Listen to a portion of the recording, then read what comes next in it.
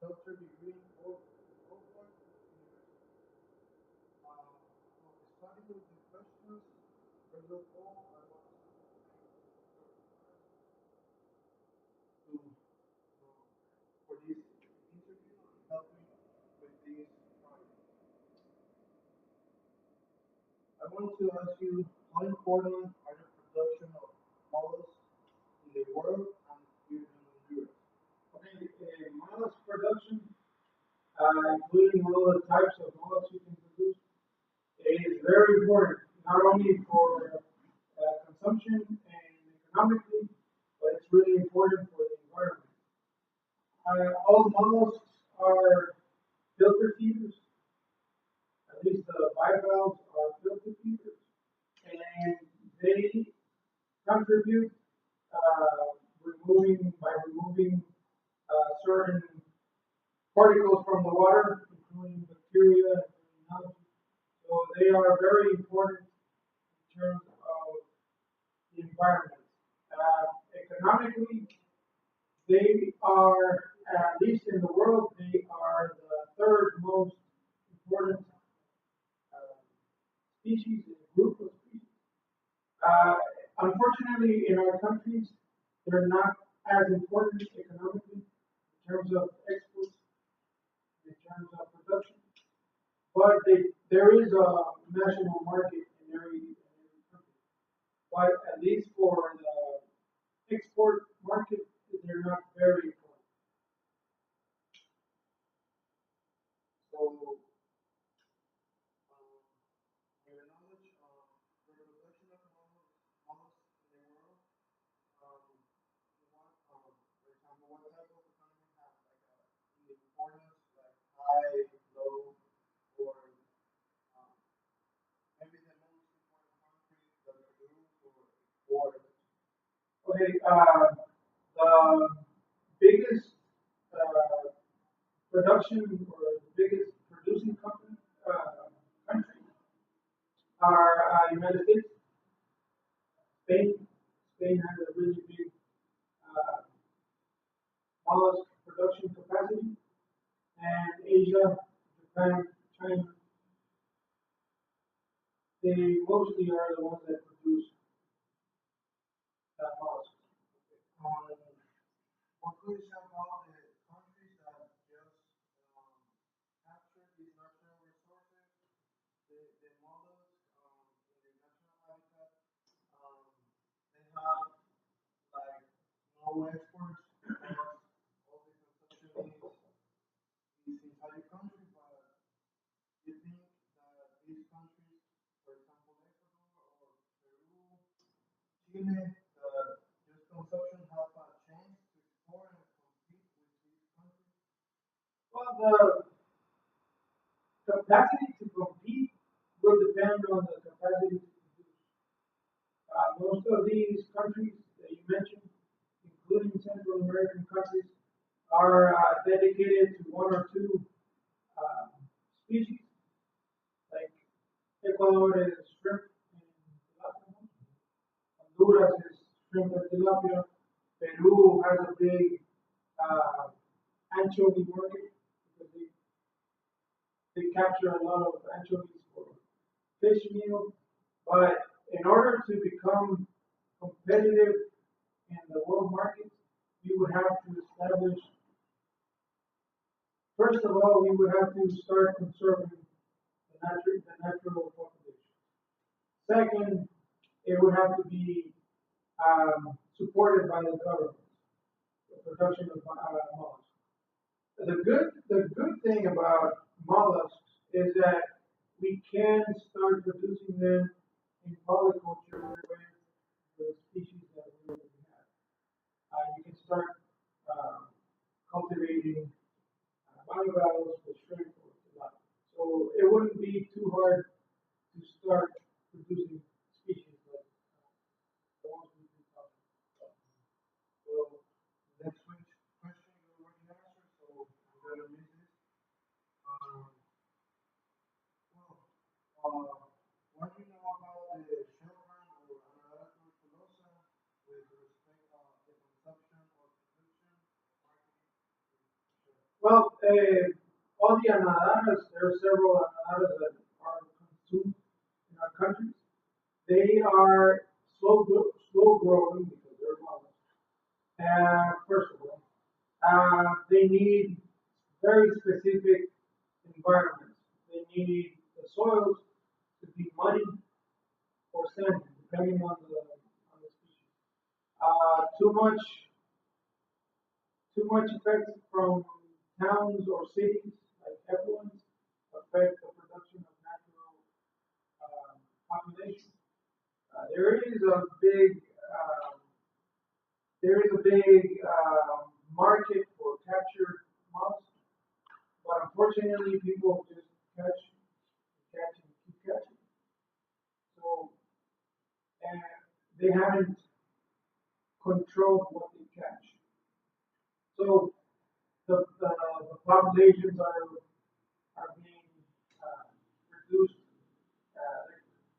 They're being affected, and you'll see the the normal thing you can see is that at first you see big shells, and with time, 10, 12 years, you start seeing smaller and smaller shells.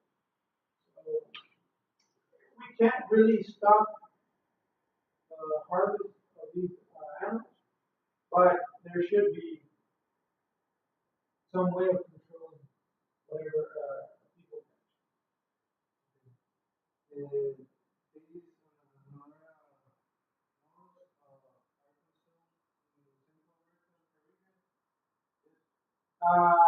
Central America, yes, because they are produced in the Pacific. Anadara mostly occurs in the Pacific. Choluteca has a big uh, area for production. Nicaragua and all the countries with the Pacific coast. In reality, most people don't think about producing those type of animals because the price is really low, so it's still not considered to be profitable.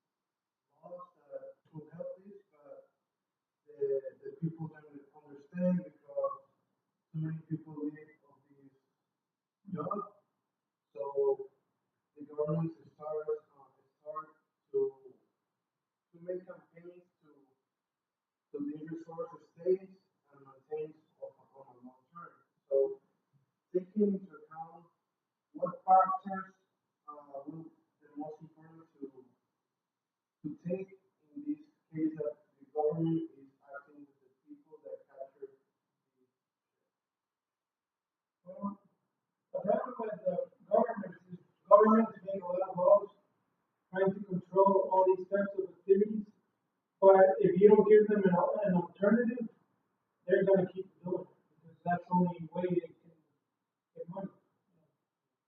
So produce money for the family.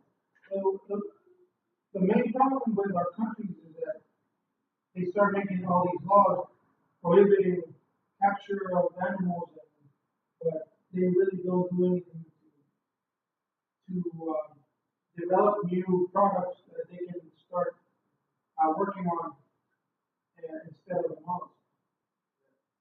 So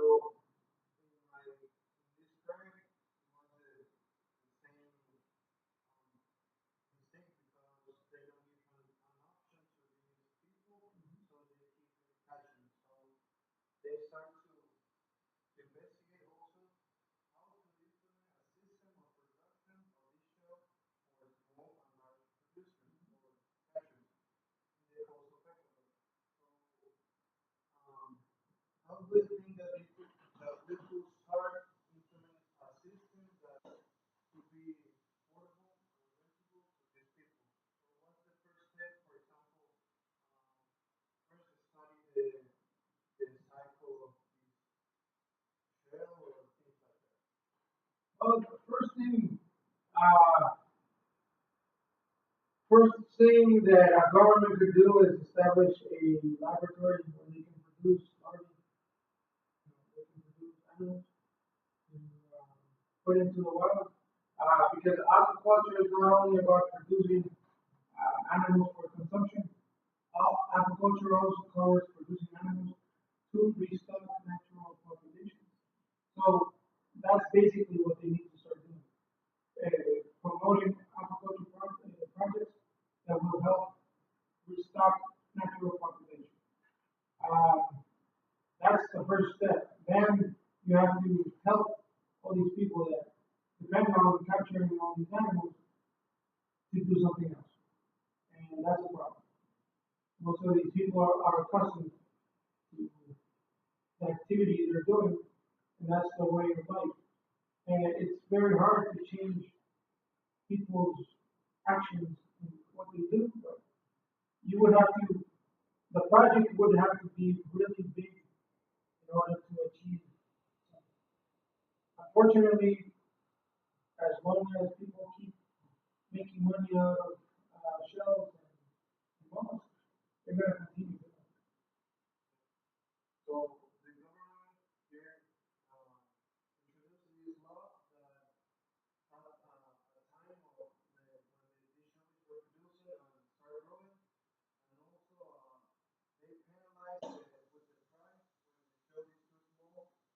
So, what do you think that this law is a good law, or it's going to keep this natural sources continuing increasing the size, or how do you think about this law?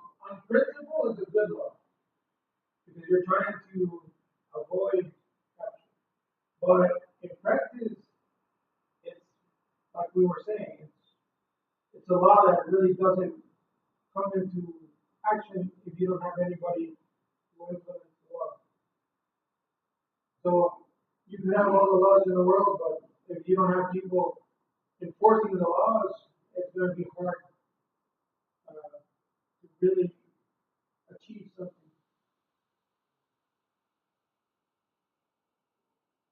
Well, as I already said after, all this project is because the demand of this shell in Spain. But you tell me that Spain has a big harvest of mollusks. But it's other species. It's other species. Um, okay. Mm, how many in a long time or in a specific time? This strategic plan, how this could be effective in, for example, in 3 years or uh, just a time like that. So this is not a short plan, a short-term plan. This has to be a long-term plan. You're talking about 20, 25 years. First of all, because the mollusks grow slowly, they don't grow as fast as shrimp or tilapia or cobia or any other species. So any plan you try to enforce has to be at least 20 years. So for the final question, as an expert in agriculture, with advice you could tell to a country like Ecuador that have this problem. Well, first of all, support and implement polyculture. We need to start using our resources more efficiently. So first thing is polyculture. Um, if we are producing one species, we can produce more than one. And in case of mollusks, they don't move a lot, mollusks, and they would be beneficial for the other species because they're filtering out a lot of the particles and a lot of organisms that can damage the other species. So first of all, start supporting these types of culture systems. Two, invest. We need to have investment in to support all the people that depend on capture fisheries. they have another alternative. They need to have another alternative, otherwise they're gonna keep